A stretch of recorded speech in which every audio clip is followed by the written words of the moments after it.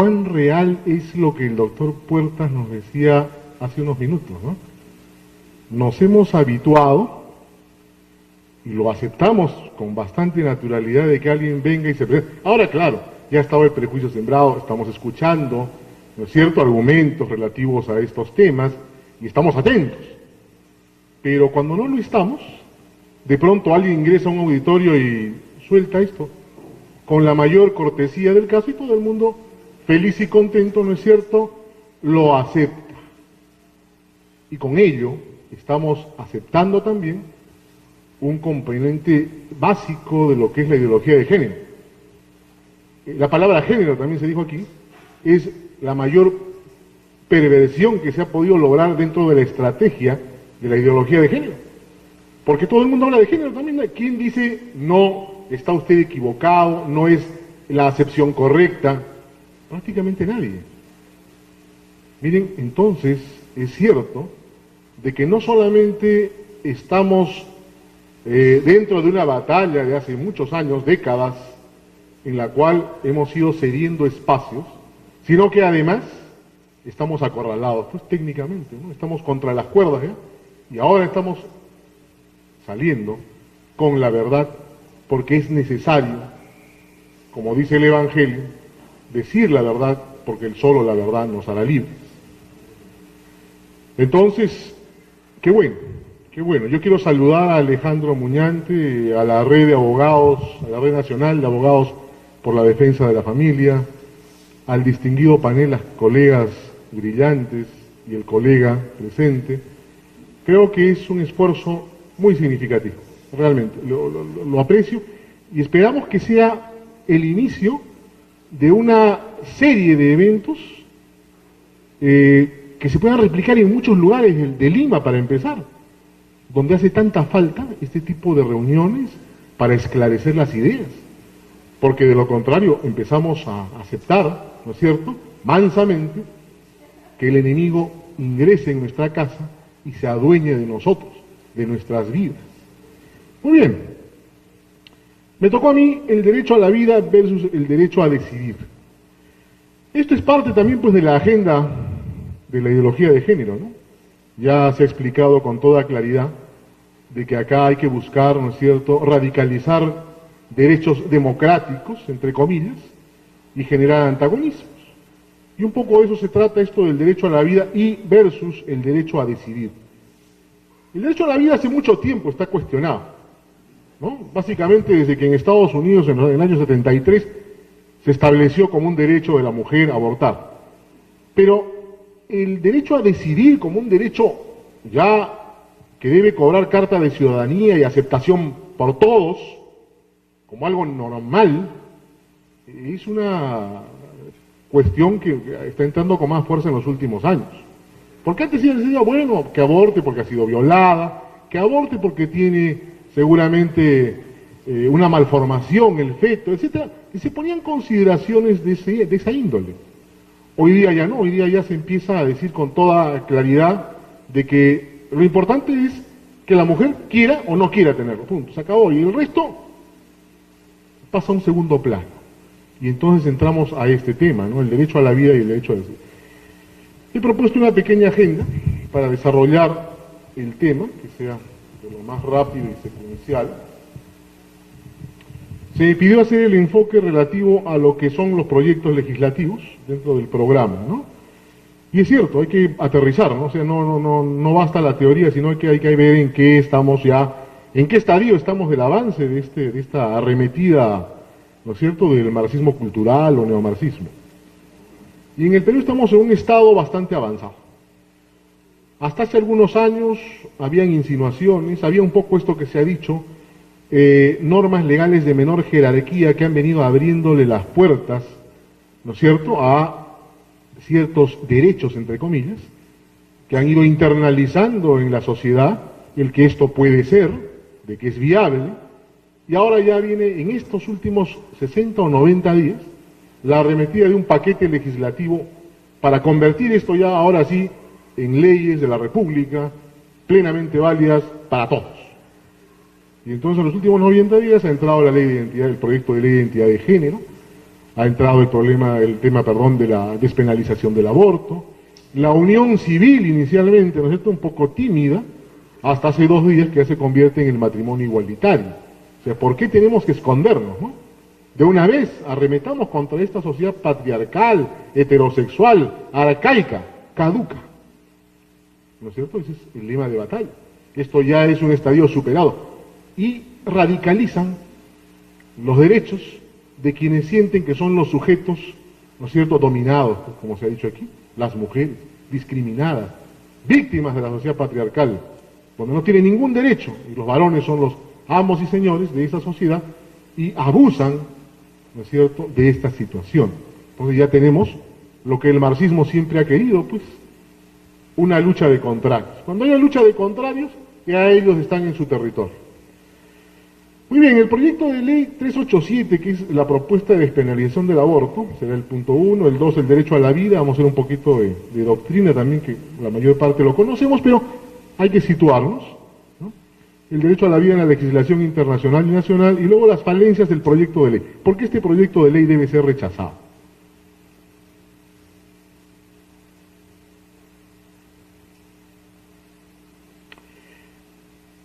Rápidamente, el proyecto de ley, que es el que ustedes están viendo en la diapositiva de 387-2016, sostiene a modo de principios en el artículo primero, ¿no?, porque ahí está la declaración de principios. Quien se va solamente a la parte en la cual se hace la propuesta de modificación del Código Penal para despenalizar el aborto, no está leyendo adecuadamente el proyecto. Hay un artículo primero en el cual está, ¿no es cierto?, la declaración de principios, ¿no es cierto?, de este proyecto de ley. Y allí se habla de que los derechos sexuales y reproductivos, bueno, son un derecho que tienen que ser universalizados, y sobre todo el derecho a decidir. Se habla también de la ideología de género. Claro que no se habla así, estoy promoviendo la ideología de género, pero se dice de que estos derechos también son parte de esas minorías llamadas lesbianas, bisexuales y trans. Está puesto así en el proyecto de ley. Y como principio final, digamos que debe impulsar a los otros 2 principios, está la obligación que el Estado debe asumir para generar los marcos institucionales, procedimientos y asignar los presupuestos que hagan viable que esto se cumpla. ¿Muy bien? Recién después de ello viene el tema de la modificación de la ley penal respecto a la despenalización del aborto, que tampoco es nuevo. Hace 2 años se presentó ya en el Congreso, bajo la forma de una iniciativa ciudadana, con 64.000 firmas aproximadamente, un proyecto de ley prácticamente idéntico. Este es un producto un poco más refinado que el anterior, pero los términos generales son exactamente los mismos, porque obviamente los autores son los mismos, las ONGs que están detrás de esta promoción de la ideología de género, básicamente Promsex, por decir una de ellas, no quiero hacerles propaganda, pero ellos son los que impulsan. Acá no hay ciudadanos indignados, atropellados, que se sienten víctimas, que de pronto generan una movilización social para recabar firmas y luego presentar una iniciativa. No, acá hay toda una actividad orquestada, ¿no es cierto?, que viene con una concepción que ha sido desarrollada, que la quiere imponer, ¿no es cierto? Es el nuevo modelo de sociedad para ellos. Luego decimos, entonces viene esta modificación del Código Penal, del artículo 119, donde se dice que no es punible el aborto practicado por un médico o médica, ¿no?, con el consentimiento de la mujer embarazada o su representante legal. Esto se haría por 3 razones: salvarle la vida a la mujer, ¿no es cierto?, o de una enfermedad grave permanente, también en caso de violación sexual o inseminación artificial o transferencia de óvulo no consentido, y cuando exista grave malformación del feto que haga inviable su vida, certificado por un médico. Bueno, aquí lo que pretenden es, ¿no es cierto?, bajo la forma de una simple modificación del tema de por qué no debe ser penalizado el aborto, nos venden algo mucho más sofisticado. Porque no es solamente, como se dice, pobre víctima, pobre mujer que fue violada salvajemente y que no tiene la sociedad el derecho de exigirle que haga viable, que desarrolle, ¿no es cierto?, una concepción y que geste y que luego tenga a un niño, no hay por qué obligarla, y entonces, ese era el argumento básico. Ahora ya se ha pasado a la etapa en la cual se dice que ya ni siquiera hay que hacer denuncia policial, con lo cual el argumento de interrupción del embarazo por violación sexual puede ser arguido por cualquiera de nosotros, porque no necesito acreditar de que el hecho, de que el acto de violación se haya cometido. Al suprimir eso, porque lo quitan, ya estamos diciendo, bueno, cualquier mujer embarazada dice, me han violado, quiero interrumpir mi embarazo, perfecto, basta la palabra, la expresión de parte de esta persona para que el médico, acá sí se han cuidado porque anteriormente, hace 2 años, decían simplemente que podía practicarse bajo cualquier forma, o sea, sin la garantía médica. Ahora, bueno, ya han puesto médico o médica, porque, ¿no?, que haga o practique esta interrupción. Pero la liberación de sustentar el porqué ya está abierto, o sea, se ha despejado. Y entonces, repito, cualquiera puede decir, he sido violada y no lo quiero tener, y nadie le va a decir, oiga usted, ¿por qué? Demuestre dónde está su proceso judicial, su denuncia a la comisaría. No se necesita. Entonces, en la práctica, ya se ha habilitado el aborto a voluntad. Y entonces se deroga también el artículo 120 del Código Penal, precisamente porque ese artículo establecía de que esa interrupción del embarazo, ¿no es cierto?, podía darse en tanto hubiera una denuncia policial, una investigación, pero aún así era penalizado. Ahora ya simplemente se despenaliza y se deja a libre voluntad de las personas el poder solicitarlo.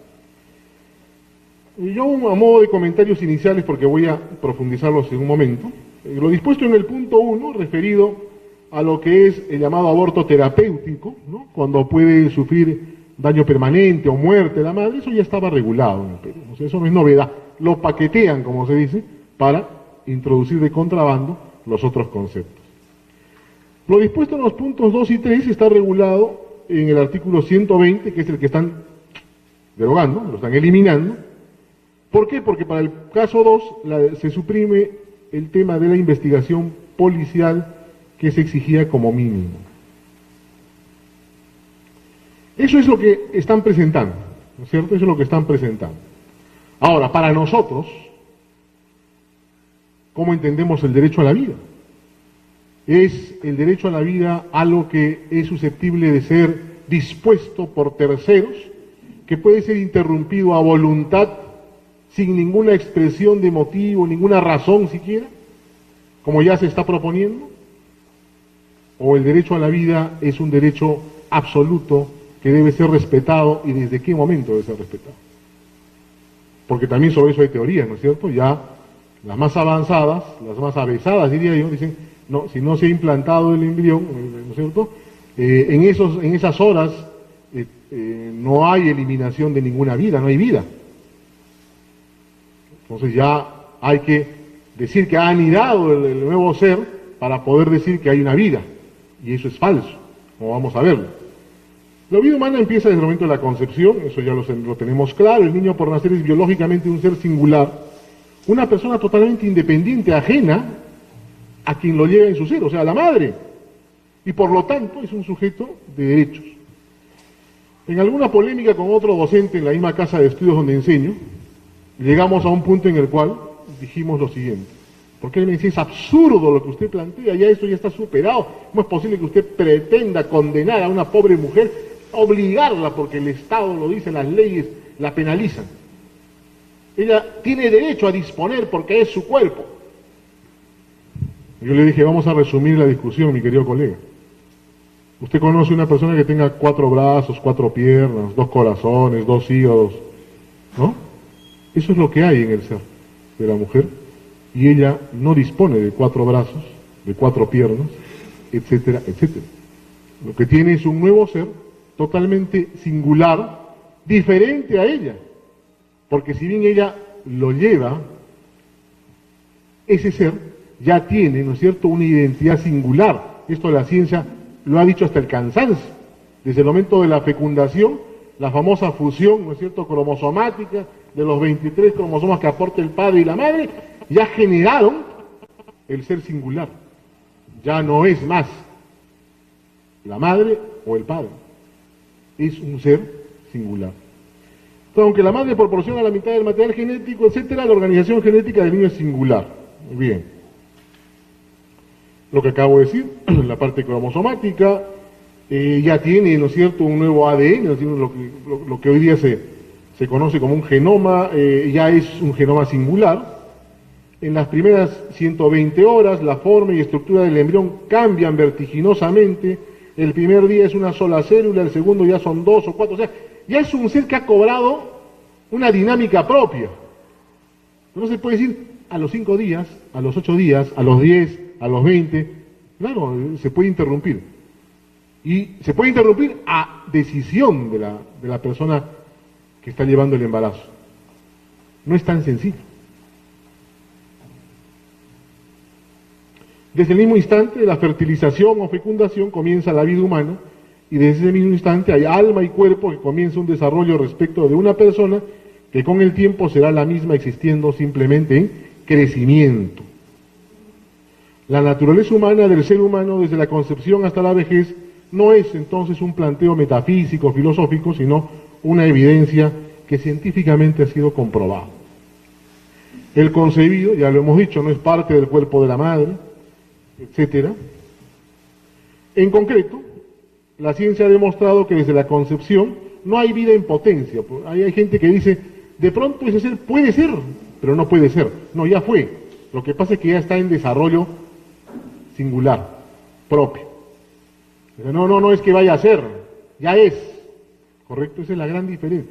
Algunos dicen, no, pero todavía no es una persona, porque no ha salido el vientre materno, entonces todavía es un producto, dicen algunos, ¿no?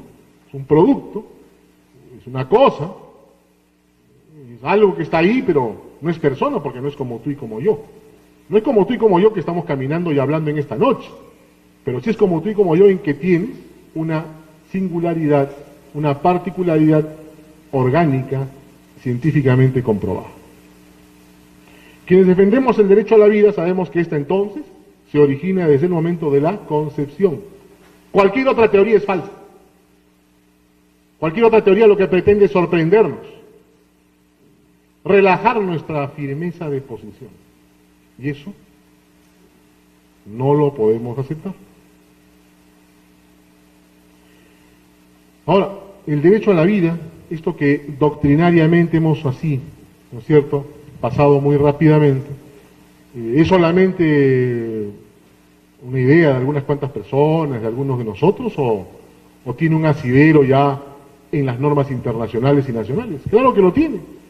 Y por eso que van surgiendo estos proyectos de ley para cambiar, ¿no es cierto?, para trastocar ese orden que hoy día sí defiende a la vida.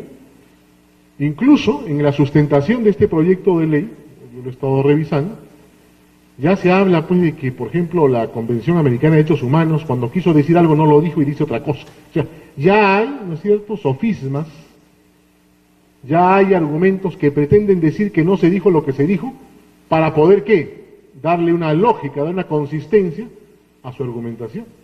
Pero sin embargo, todavía, aun cuando Naciones Unidas también está infiltrada fuertemente ya por este tipo de promotores de estas ideologías, todavía subsisten en los textos algunas normas que nos permiten sustentar la defensa del derecho a la vida, ¿no?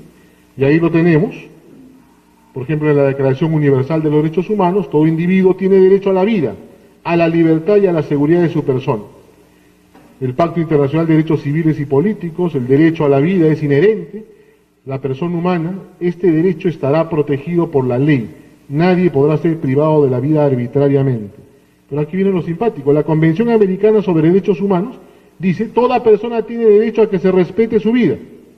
Este derecho estará protegido por la ley y en general, a partir del momento de la concepción. Nadie puede ser privado de la vida arbitrariamente. En general le sigue sacando roncha a los defensores de las iniciativas que pretenden despenalizar el aborto. Porque al decir en general y no decir sujeto a regímenes de excepción de acuerdo a la ley del país, etc. No abre, ¿no es cierto? No abre posibilidad de plantear excepciones. Dice, en general, la vida estará protegida. Ahora, en el Perú felizmente todavía pues tenemos una fortaleza normativa, ¿no? La Constitución es muy clara, cuando habla de que toda persona tiene derecho a la vida, a su identidad, etcétera, moral, psíquica. El concebido es sujeto de derecho en todo cuanto le favorece. Y obviamente en todo cuanto le favorece, el primer derecho fundamental, que es la vida, pues eso le favorece, tiene que ser protegido. Y el Código Civil, bueno, también, ¿no es cierto?, en línea con la Constitución, dice: la persona humana es sujeto de derecho desde su nacimiento. La vida humana comienza con la concepción. El concebido es sujeto de derecho para todo cuanto le favorece. Luego, para no agotarlos con este recuento normativo, el Código de los Niños y Adolescentes, que también pretende ser cambiado ahora, también pretende ser cambiado, para meter el tema de los derechos sexuales y reproductivos, lo que se habló aquí de que está prohibida cualquier sanción o castigo o corrección de parte de los padres, que los niños pueden denunciar a los padres, etcétera. Ese código también está ahorita a punto de ser cambiado, está en el Congreso como proyecto. Se considera niño a todo ser humano desde su concepción, ¿no es cierto? Y bueno, para efectos de la protección por este código hasta cumplir los 12 años de edad. El Estado protege al concebido para todo lo que le favorece. Entonces, aún tenemos herramientas legales y por esa razón yo creo que, claro, no hay que bajar la guardia. Hace unos días conversaba con unos amigos y me decían: bueno, si tú nos estás ilustrando y nos dices que bajo el marco constitucional y legal todavía es posible que se descalifique una iniciativa como esa, entonces es seguro que se va a hacer. No, no es tan seguro. ¿Por qué? Porque hay lo que se llaman los lobbies internamente dentro del Congreso, hay amarres de mayorías, etcétera. Se construyen las mayorías para efectos de que a votación puedan pasar determinados textos legales. Hay que tener cuidado, no se puede bajar la guardia. ¿Y qué es lo que hay que hacer? Entonces le digo a estos amigos: bueno, hay que generar una movilización, pues. Esto ya es una forma de movilizarnos, o sea, asistir a una reunión en la cual vamos nosotros adquiriendo una conciencia clara de que ese es un tema grave y que es un tema ante el cual no podemos permanecer impávidos. La segunda etapa es decir: muy bien, aquí estoy. Voy, hago un plantón, voy, recolecto firmas, emito opiniones, hago llegar opiniones al Congreso. Uno de mis consejos a los amigos de otras organizaciones es: si yo tengo en mis manos un proyecto de ley del cual debo elaborar el predictamen, me van a llegar opiniones. Pero me llegan opiniones del Ministerio de Justicia, que está a favor, del Ministerio de la Mujer, que está a favor. Todas las entidades del Estado han sido copadas. Y este gobierno, o sea, independientemente de quién esté a la cabeza, está permitiendo que este copamiento empiece a ejercer su perniciosa influencia. Y entonces hay que también responder, ¿no es cierto?, con actos concretos, con manifestaciones escritas, públicas. Decirle que no estamos dispuestos a tolerar ese tipo de cambios en la legislación que nos metan en un esquema de sociedad perversa, aceptada por todos pasivamente. Todavía aquí. Las falencias del proyecto de ley rápidamente, ¿no? Resuelve equivocadamente. En el proyecto de ley, en lo que se llama la exposición de motivos, hay 5 principios fundamentales que supuestamente abonan en favor de lo propuesto por quienes son autores de la iniciativa. O sea, que abonan en favor de ¿qué? De despenalizar el aborto. Y dicen, por ejemplo, que si hablamos del derecho a la vida, no hay protección absoluta. Eso lo ponen así, pues entre comillas. No hay protección absoluta. Y tratan de rebatir este precepto que acabo de señalar del pacto, de la Convención Americana de Derechos Humanos. Y se meten en una discusión ellos solos, que cuando quiso decir protección en general, no dijo protección en general. Que no es posible que se pueda entender así, porque no hay protección absoluta. ¿Por qué no hay protección absoluta? Entonces, si no hay protección absoluta para el concebido, no la hay para los autores de la ley. Yo lo puedo matar. Porque él es tan sujeto de derechos como el concebido. ¿correcto? Entonces, si no hay protección para el concebido, no hay para él. Yo lo elimino y nadie me tiene que hacer nada. Entonces, vamos hablando claro. Dice el principio de la dignidad. Miren cómo enfoca la dignidad humana. En la autonomía del individuo, la autonomía de la madre. Ella es autónoma, es un ser que puede decidir. Y el otro ser, que no puede decidir. No, pero es que lo que hay que hacer es garantizar que pueda decidir, pues. Que en algún momento pueda decidir. No es porque no puede decir, no puede expresarse en este momento, no puede hacer manifestación de voluntad de que lo vas a eliminar porque es una cosa, sino que en su estado de desarrollo aún no lo puede hacer. Entonces la garantía de la autonomía también para él. Otro principio en el cual se agarran es el libre desarrollo de la personalidad, porque dice que debe ser libre la elección del proyecto de vida, ¿no es cierto? El querer ser madre. Si no se quiere, entonces no se hace. La libre expresión, ¿no es cierto? El libre desarrollo de la personalidad. ¿Y el concebido no tiene personalidad? Claro que sí la tiene. Y él es el que necesita más protección para que pueda desarrollar su personalidad. Porque es el más desprotegido. El que menos posibilidad tiene de hacer valer sus derechos por sí mismo. Y entonces tiene que haber una función, pues como es intuitiva, o sea, de protección a aquel que es el más vulnerable. No se puede decir, en nombre del libre desarrollo de la personalidad de la madre, bueno, ábranle la puerta para que pueda interrumpir embarazos. Y repito, con el truquito y voy a reiterarlo, no solamente es porque haya sido violada, ella puede decirlo, puede decir una verdad o una mentira. Y ojo que esto es grave, porque en Estados Unidos, cuando se aprobó, ¿no es cierto?, el aborto como un derecho de la mujer, se aprobó en base a una mentira precisamente. La Corte Suprema norteamericana fue sorprendida en el año 70 con una demanda para interrumpir el embarazo, justamente, de una persona que afirmó, ¿no es cierto?, de que había sido violada por una pandilla y que luego, años más tarde, y bueno, y la Corte sentenció a su favor, sin embargo tuvo, o sea, el embarazo culminó y se dio una adopción, porque la sentencia salió 3 años después, pero sin embargo salió a favor del derecho, entre comillas, de interrumpir el embarazo. Y años después esta persona, que con su solo dicho había pedido ejercer este derecho de interrumpir el embarazo, dijo que no, en realidad no había sido violada, ¿no? Y entonces, teniendo ese antecedente, ya en un país de avanzada, entre comillas, donde esta ley existe, oye, vamos a caer, nosotros vamos a tener la misma norma permisiva, una norma boba, ¿no es cierto?, que permita que esto se manipule o se trafique. No, pues. Otro principio es igualdad, la no discriminación contra la mujer, ¿no es cierto?, la víctima, ¿no?, es el sujeto dominado, ¿no?, que el producto, eso que tiene ahí, es un recurso de su cuerpo.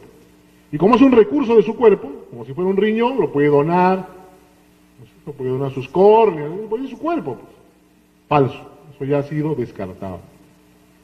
También tiene derecho a la salud, porque la salud mental va a ser alterada gravemente por obligarla. Sin embargo, no hay data, no hay estadística, y de lo que sí se tiene estadística es de que la gravedad, la afección más grave a la salud de las personas, de la mujer, es precisamente cuando se le interrumpe un embarazo.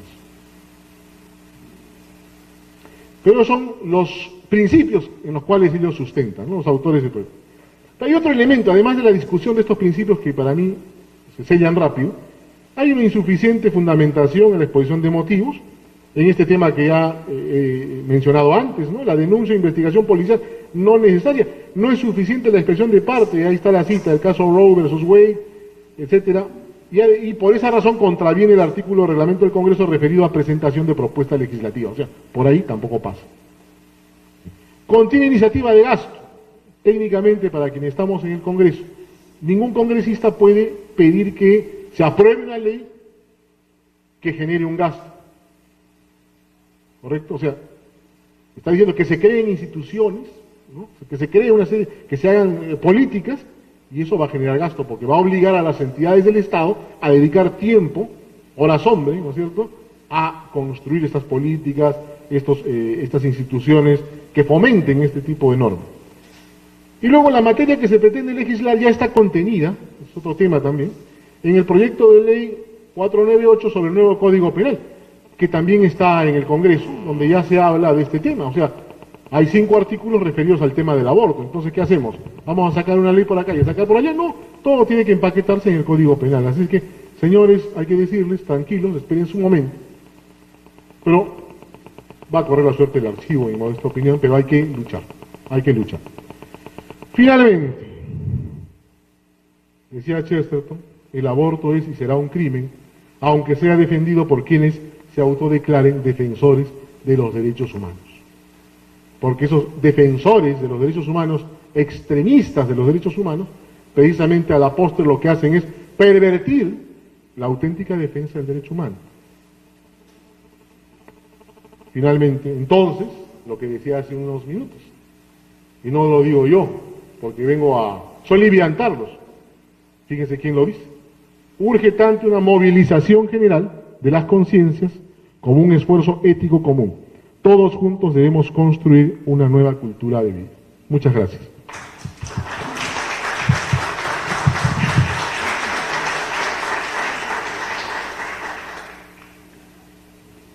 Bien, agradecemos la brillante exposición del doctor Luis Gallegos Molina. Hace un momentito se les está repartiendo unas hojitas, eso es para que ustedes puedan formular sus preguntas a los ponentes que al final de la jornada van a estar muy gustosos en responderles. Antes de pasar con la exposición de la doctora Mercedes Herrera,